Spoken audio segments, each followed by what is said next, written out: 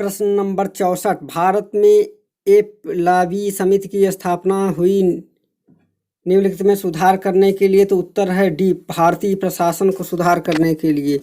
प्रश्न नंबर 65 है, किसकी देखरेख में जिले में पुलिस बल शांति और व्यवस्था कायम करता है, तो उत्तर है ए, जिलाधीश। जिले में कानून व्यवस्था बनाए रखना जिलाधीश का कर्तव्य होता है। जिलाधीश के अन्य संबंध कर्तव्य और पुलिस और जेलों का पर्यवेक्षण कार्यकारी मजिस्ट्रेट पद का पर्यवेक्षण, दंड प्रक्रिया संहिता की निवारण खंड के अंतर्गत मामलों की सुनवाई आदि है। प्रश्न नंबर 66, निम्नलिखित में किसने भारत में कलेक्टर पद का सृजन किया, तो उत्तर है सी, वारेन हेस्टिंग्स ने।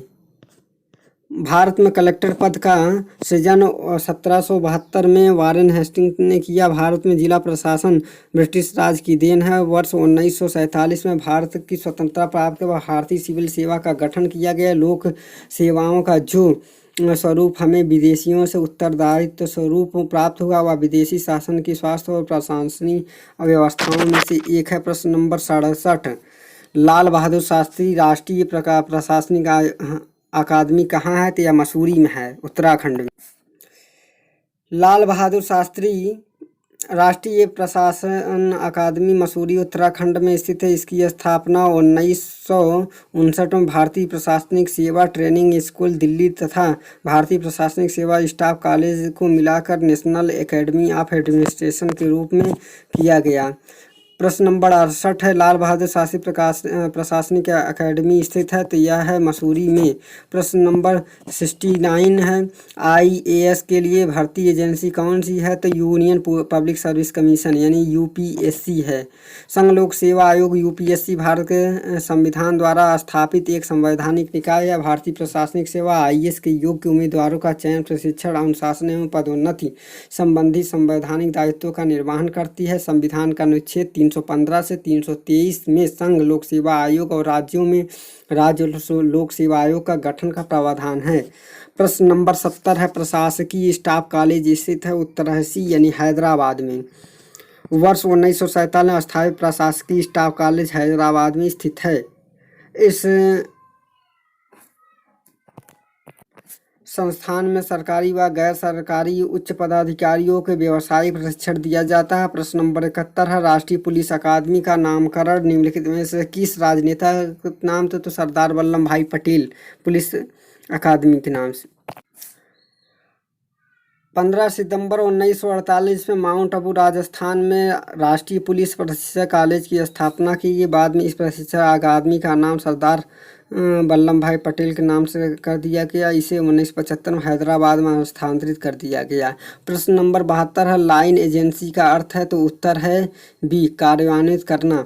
मोनो और रैले ने सूत्र स्टाफ के संगठन का एक सिद्धांत स्वीकार किया है। लाइन या सूत्र एजेंसी को बिलोबी ने प्राथमिक या क्रियात्मक इकाई कहा है। संगठन को के प्राथमिक उद्देश्यों की प्राप्ति लाइन एजेंसी का उत्तरदायित्व है। स्टाफ एजेंसी इसकी सहायक भूमिका निर्वहन करती है। प्रश्न नंबर है 73, बाहर से भर्ती होती है, तो सी, प्रत्यक्ष भर्ती। बाहर से भर्ती को ही प्रत्यक्ष भर्ती कहा जाता है। भर्ती की यह विधि लोकतंत्र के अनुरूप, क्योंकि इसमें सभी योग्य सार्वजनिक सेवा हेतु चयन के लिए समान अवसर पाते हैं। इसमें चयन का क्षेत्र बढ़ जाता है। प्रश्न नंबर 74, एक सिविल सेवक का मुख्य कार्य क्या है, तो उत्तर है बी, यानी कानून लागू करना। कानून को लागू करना सिविल सेवक का मुख्य कार्य है।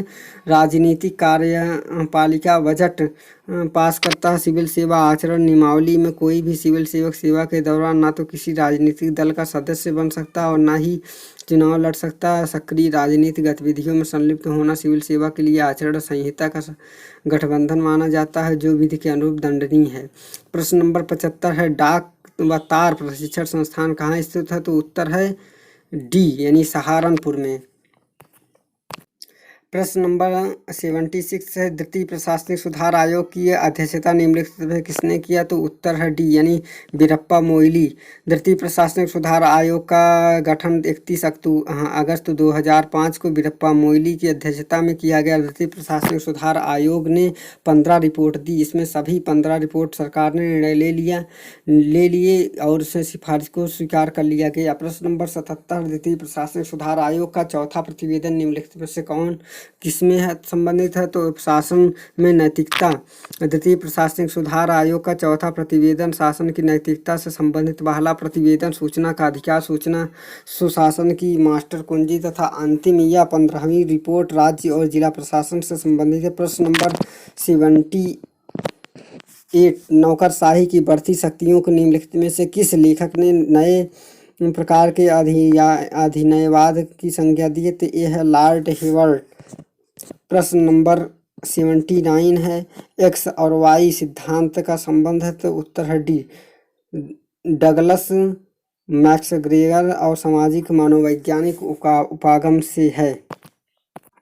प्रश्न नंबर 80, किसने इस बात पर जोर दिया है कि नौकरशाही एक स्वतंत्र अस्तित्व है और समाज चाहे पूंजीवादी हो या समाजवादी पर बनी रहेगी? तो उत्तर है मैक्स वेबर ने। नौकरशाही एक स्वतंत्र अस्तित्व है, समाज चाहे पूंजीवादी हो या समाजवादी बनी रहेगी, यह चिंतन मैक्स वेबर का है। वेबर के सूत्रकारिणी में नौकरशाही को लोक सेवा के साथ नहीं मिलाया जाना चाहिए। इनका अर्थ है सामूहिक गतिविधियों में तर्क संगतिकरण की समाजी शास्त्रीय अवधारणा है। मैक्स वेबर ने नौकरशाही के अपने सूत्रीकरण को आदर्श प्रकार कहा है। नौकरशाही का सर्वप्रथम सुव्यवस्थित अध्ययन इनमें किया नौकरशाही को परिभाषित किया। प्रश्न नंबर 81 है, किसने नौकरशाही के सिद्धांतों को व्यवस्थित रूप से प्रतिपादित किया? उत्तर है बी मैक्स वेबर ने। प्रश्न नंबर 82 है, इनमें से किसने नौकरशाही की परिभाषा दी है? तो उत्तर है ए मैक्स वेबर ने। प्रश्न नंबर 83 है, सूची को सुमेलित कीजिए प्रदत्त। तो उत्तर है इसका मार्टिन कैपलन व्यवस्था सिद्धांत, हंस मार्गथ यथार्थवादी सिद्धांत, जार्थ लिस्ट का संतुलन सिद्धांत, स्नाइडर आर्थिक सिद्धांत। प्रश्न नंबर 84 है, अभिप्रेरणा का यह अत्यधिक लोकप्रिय सिद्धांत है? तो उत्तर है बी मैस्लो का आवश्यक सोपान सिद्धांत। प्रश्न नंबर 85 है, भारत में योजना आयोग के रेलवे को प्रमुख तौर पर क्रमशः क्या माना जाता है? उत्तर है स्टाफ और सूत्र संस्था। प्रश्न नंबर 86, निम्नलिखित में कौन सा भारत का स्टाफ अधिकरण नहीं है? उत्तर है डी रेल मंत्रालय। प्रश्न नंबर 87 है, निम्नलिखित में से कौन सी संस्था लोक शिकायतों से संबंधित नहीं है? तो उत्तर है ए योजना आयोग। प्रश्न नंबर 88 है, निम्नलिखित में कौन सा संगठन आधार नहीं है? उत्तर है ए योजना। प्रश्न नंबर 89 है, भारत के प्रतिस्पर्धा आयोग CCI ने किस संगठन का स्थान लिया? तो उत्तर है डी एकाधिकार प्रतिबंधात्मक व्यापार व्यवस्था आयोग का। प्रश्न नंबर 90 है, नौकरशाही शब्द का सर्वप्रथम प्रयोग किसने किया? तो उत्तर ये है विंसेंट डिरगोन डी मोर्गे ने। प्रश्न नंबर 91, नौकरशाही शब्द का सर्वप्रथम रचना की? तो उत्तर है डी विंसेंट डी मोर्ने ने। प्रश्न नंबर 92 है, हार्वर्ड मॉरिसन के अनुसार नौकरशाही था? उत्तर है बी संसदीय जनतंत्र का मूल्य है। प्रश्न नंबर 93, निम्नलिखित में से किसने नौकरशाही को विवेकपूर्ण विधिक सत्ता के रूप में चित्रित किया? उत्तर है सी मैक्स वेबर ने। प्रश्न नंबर 94, निम्नलिखित में किसने अधिकार तंत्र नौकरशाही को विवेकपूर्ण विधिक सत्ता के रूप में चित्रित किया? उत्तर है सी मैक्स वेबर। प्रश्न नंबर 55, मैक्स वेबर के अनुसार निम्न में से कौन सी नौकरशाही की विशेषता नहीं है? तो उत्तर है बी प्रतिबद्धता। प्रश्न नंबर 96 है, जब प्रशासन का कार्य नहीं बढ़ता तो उस स्थिति में उसका आकार बढ़ता जाता है। उपयुक्त धारणा किसका विचार? ये है पार्किंस का। प्रश्न नंबर 97 है, नौकरशाही के संबंध निम्नलिखित में से कौन सा कथन सही है? तो उत्तर है बी यानी राजनीतिक प्रतिबद्धता। प्रश्न नंबर 98, निम्नलिखित में कौन सा नौकरशाही का लक्षण नहीं है? तो उत्तर है सी अक्षमता। प्रश्न नंबर 99, निम्नलिखित कौन सा नौकरशाही की विशेषता नहीं है? तो उत्तर है सी अक्षमता।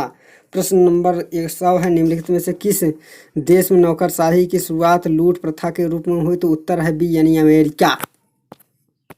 प्रश्न नंबर 101 है, ऐसी कौन सी देश है जहां लूट पद्धति के आधार पर लोक सेवा में भर्ती का लंबा इतिहास? उत्तर है अमेरिका। प्रश्न नंबर 102 है, लूट पद्धति निम्नलिखित में से किसका दूसरा नाम है? तो उत्तर है सी यानी संरक्षणात्मक नौकरशाही का। प्रश्न नंबर 103 है, नौकरशाह की नियुक्ति का आधार है? तो उत्तर है बी यानी अस्थायी आधार। प्रश्न नंबर 104, संथानम समिति की रिपोर्ट के आधार पर केंद्रीय सतर्कता आयोग का स्थापना हुई? तो उत्तर है फरवरी 1964 में। प्रश्न नंबर 105, निम्न में से कौन सा कार्य नौकरशाही का नहीं है? तो उत्तर है बी यानी अध्यादेशों की घोषणा करना। प्रश्न नंबर 106, नौकरशाही है? तो उत्तर है डी एक आधुनिक विकास।